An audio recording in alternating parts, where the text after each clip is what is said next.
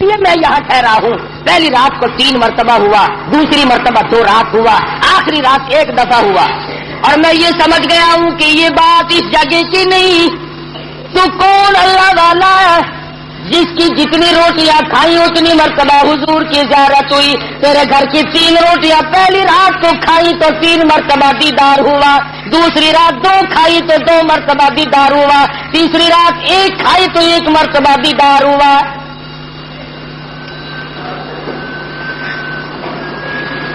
تو ایسا کیا عمل کرتا ہے؟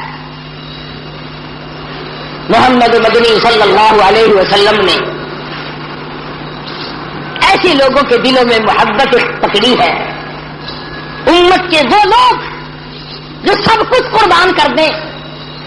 وہ آدمی کہنے لگا مولانا مزدور آدمی ہوں, پہلے دن میری مزدوری اتنی بنی تھی کہ 3 روٹیوں کا آٹا تھا اور ہمارے گھر میں فاقہ تھا. میں 1 روٹی لے کے چلا, بیوی نے پوچھا کہاں چلے ہو؟ میں نے بتایا مسجد میں ایک مسافر ہے. وہ کہنے لگی میری بھی لے جاؤ, میں بھی فاقی پہ فاقہ کر لوں گی. چھوٹے بچے نے پوچھا ابا روٹی کہاں لے چلے؟ کہا بیٹا مسجد میں مسافر ہے. تو کہا ابا میری بھی لے جاؤ. فرمایا میں اپنی بھی, بیوی کی بھی, بچے کی بھی, تینوں کی لے آیا تھا. اور دوسرے دن بچے کی حالت خراب ہو گئی. میں نے اور میری بیوی نے تیسرے دن بھی فاقے پہ فاقہ کر لیا. اور آج چوتھا دن جب ہو گیا تو بیوی کی بھی حالت خراب ہو گئی.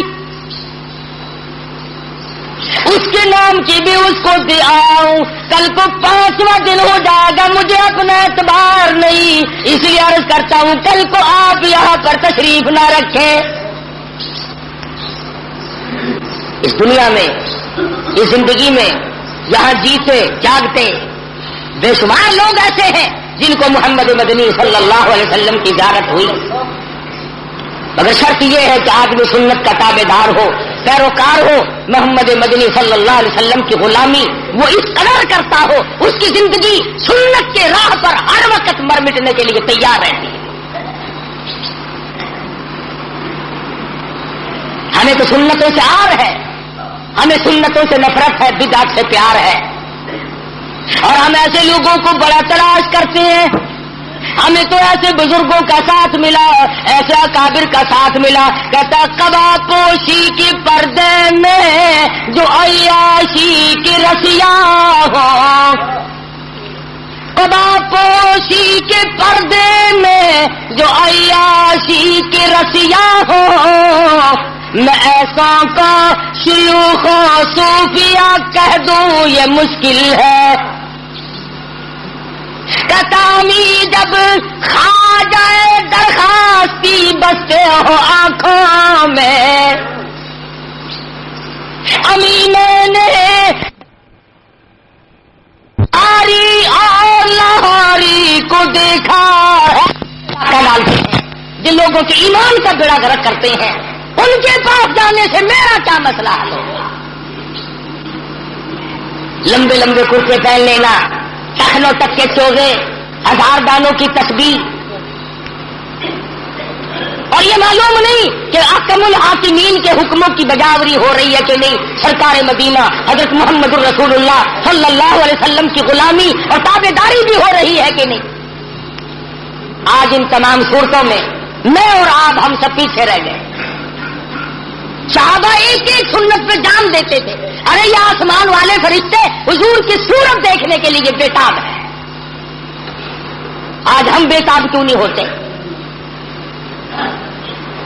کتنے لوگ ہیں ہم میں سے جن کی یہ تمنا ہے کہ کاش زندگی میں ایک مرتبہ آقا دو عالم صلی اللہ علیہ وسلم کی زیارت ہو جائے. جب تمنا ہی نہیں, آرزو ہی نہیں, تو ہوگی کیسے؟ اور کون سی وہ صورت بنے گی جس صورت میں جا کر کے ہم ان تمام چیزوں کو کامیابی سے ہمکنار کر سکیں گے؟ خداوند کریم نے اتنا اونچا مقام, اتنا اونچا مرتبہ عطا فرمایا کہ سدرۃ المنتہا کے فرشتے منتظر کھڑے ہیں, بیت المعمور کے فرشتے, نوری فرشتے منتظر کھڑے ہیں, جبریل امین ساتھ آئے ہیں, سارے آسمان میں شور مچا ہے، آؤ زیارت کرو، امام الانبیاء ہے۔ پھر ان کو نکالنا، درجات سے منع کرنا کہ جی یہ تو انسانوں میں سے بھی نہیں، یہ تو آدم علیہ الصلوۃ والسلام کی آل میں سے نہیں، یہ کوئی مسائل ہے؟ کھلی ہوئی بات کا انکار کرنا۔ حضور اکرم صلی اللہ علیہ وسلم تشریف لے جا رہے ہیں، بیت الحم آیا جہاں عیسیٰ علیہ الصلوۃ والسلام پیدا ہوئے تھے، وہ مقام آیا۔ جبریل امین نے عرض کیا یا رسول اللہ تشریف لے آؤ، نیچے اتر آؤ، یہاں 2 رکعت نماز ادا کرو۔ یہ مولود عیسیٰ ہے، یہ عیسیٰ علیہ الصلوۃ والسلام کی پیدائش کی جگہ ہے، آپ یہاں پر نیچے نزول فرمائیے۔ مدینہ پاک آیا، فرشتے نے بتایا کہ یہ آپ کی ہجرت گاہ بنے گی، آئیے نیچے 2 رکعت نماز ادا کیجیے۔ ہر مقام پہ نماز ادا ہو رہی ہے۔ سوال کرو پروردگار عالم کیا بات ہے، لفظ عبد کیوں استعمال کیا؟ کیوں نہیں فرمایا اسرا بنبی ہی؟ میں نے سیر کرائی اپنے نبی کو، اسرا برسول ہی، کیوں نہیں فرمایا اسرا بنور ہی؟ نہیں فرمایا اے لوگوں تمہیں کیا معلوم ملاقات والی رات ہے، معراج والی رات ہے، خدا کی قسم اس رات کی عظمتوں کا کیا کہنا، جس رات کو امام الانبیاء محبوب کبریاء حضرت محمد مصطفیٰ صلی اللہ علیہ وسلم مہمان بنے ہو، اللہ کریم میزبان بناؤ۔ الى المسجد الحرام الى المسجد الاقصى، مسجد اقصی تک درمیان میں چل رہے ہیں۔ ایک عورت آتی ہے اور حضور اکرم صلی اللہ علیہ وسلم کو سلام کہتی ہے۔ حضور اس کو جواب دینے لگے، جبریل امین نے روک دیا کہ آپ اس کے سلام کا جواب نہ دیں ورنہ پوری امت گمراہ ہو جائے گی۔ ہاں پوری امت گمراہ ہو جائے گی۔ کیوں؟ کہ یہ دیکھنے میں عورت ہے، یہ حقیقت میں دنیا ہے جو گمراہ کرتی ہے لوگوں کو، آپ اس کے سلام کا جواب نہ دیں۔ پتا چلا کہ عورت کا روپ دھار کر دنیا میں معراج والی رات میں پیغمبر خدا صلی اللہ علیہ وسلم کے سامنے آئی۔ آج آپ تجربہ کر لیں، پوری دنیا کو اس وقت عورتوں نے لپیٹ رکھا ہے۔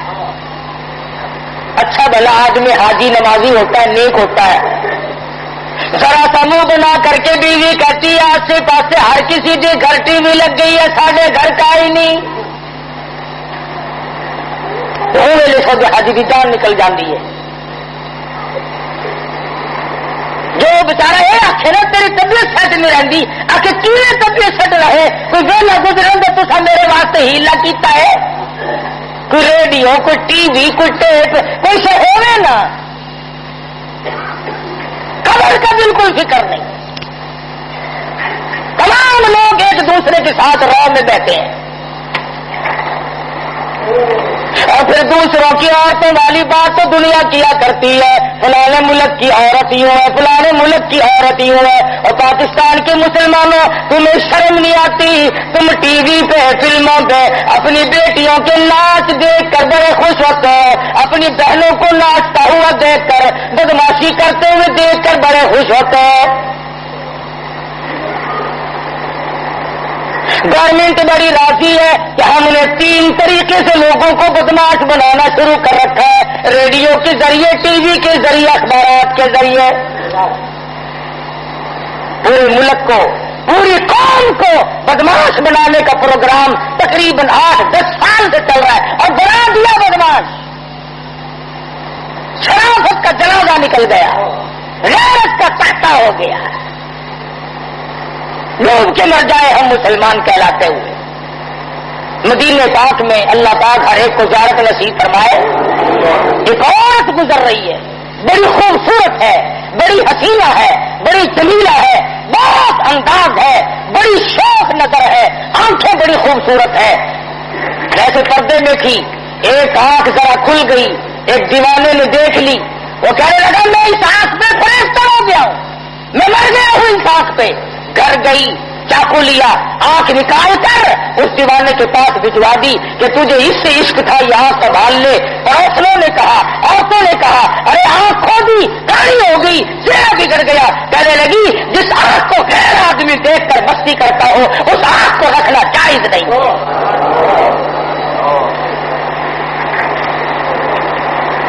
کہاں گئی وہ غیرت مسلمانوں کی؟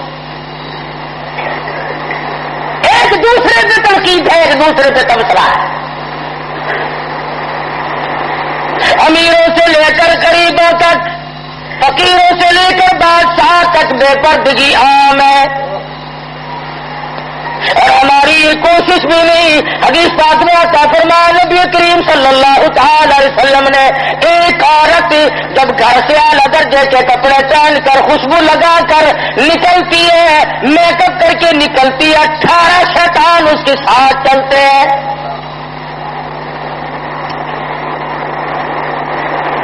وہ چلا دیا غیرت کا.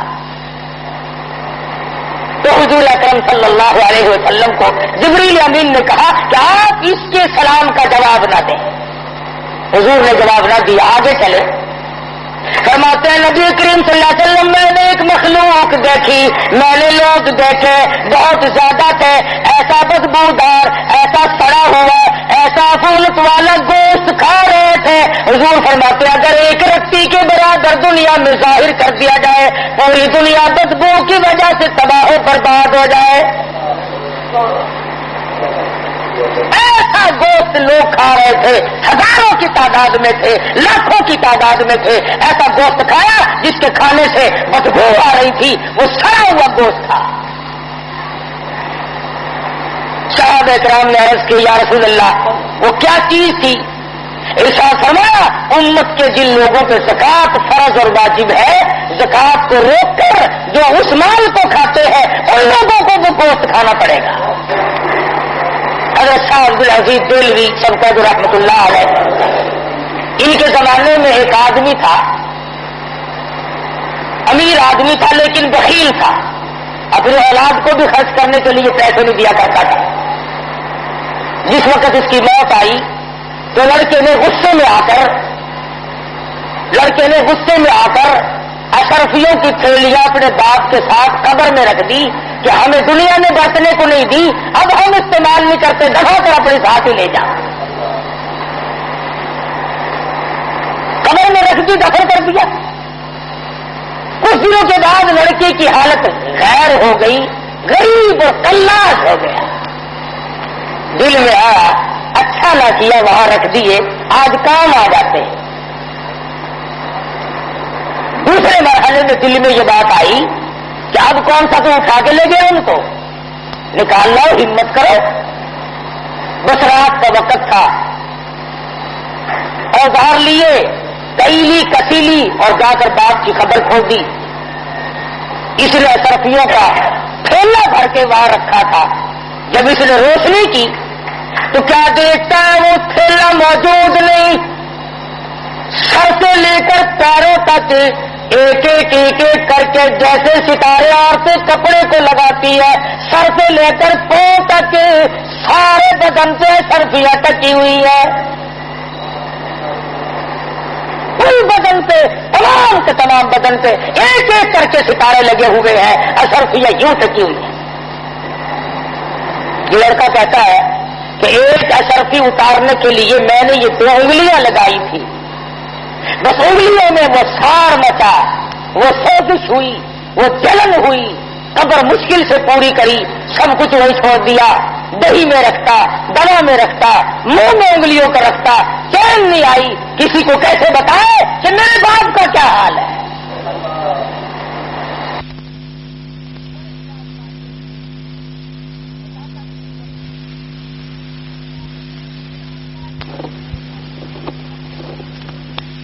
کی خدمت میں آیا اور کہنے لگا شاہ صاحب ذرا دم فرما دو, نہ معلوم کوئی پھوڑا نکلتا ہے, نہ معلوم کیا چیز ہے, میری 2 انگلیوں میں 3-4 دن ہو گئے چین نہیں پڑتی.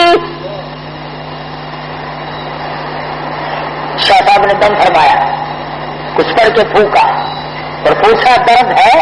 اس نے کہا جی ویسے ہی ہے جیسے پہلے تھا. شاہ صاحب نے پھر کچھ پڑھا اور دم فرمایا اور پوچھا کچھ فرق پڑا؟ اس نے کہا نہیں جی ویسا ہی درد ہے جیسے پہلے تھا. تو تیسری مرتبہ شاہ صاحب نے کچھ پڑھا اور دم فرمایا اور پوچھا کہ کچھ کم ہے؟ اس نے کہا نہیں جی کیوں کا تو ہے اس میں کوئی فرق نہیں آیا. اللہ اکبر. شاہ عبدالعزیز دہلوی رحمۃ اللہ علیہ فرمانے لگے پھر یہ سازش یہ جلن تھوڑے کی نہیں پھنسی کی نہیں, یہ جلن کسی آگ میں جلے ہوئے کی نہیں, یہ کسی تکلیف کی نہیں. ایسا معلوم ہوتا تیری انگلیاں جہنم کی آگ میں جلی ہوئی ہے.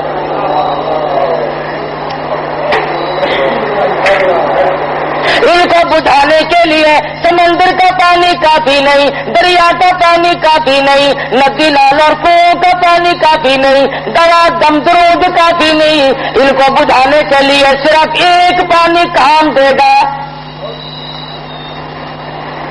پھر اس نے شاہ صاحب کے سامنے بات کھول دی کہ آپ کا فرمان صحیح ہے. ایسے ایسے کر کے میں نے اپنے والد کی خبر کو کھودا اور اثر کی اتارنے کے لیے یہ ہر چیز سے بولے فنا. ارے نہ تم رہو گے نہ میں رہوں گا, ہم سب ایک دن خبر کے کیڑوں کی نظر ہو جائیں گے.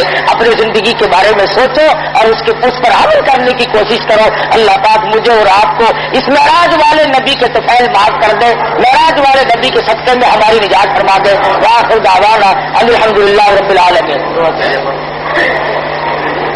وصلی وسلم وبارک علی سیدنا مولانا محمد النبی امی الہاشمی وعلی آلہ واصحابہ برۃ الکرام وصلی اللہ علیہ وعلی جمیع الانبیاء والمرسلین وعلی الملائکۃ المقربین والخلفاء الراشدین المہدیین وعلی جمیع الصحابۃ والتابعین برحمتک یا ارحم الراحمین.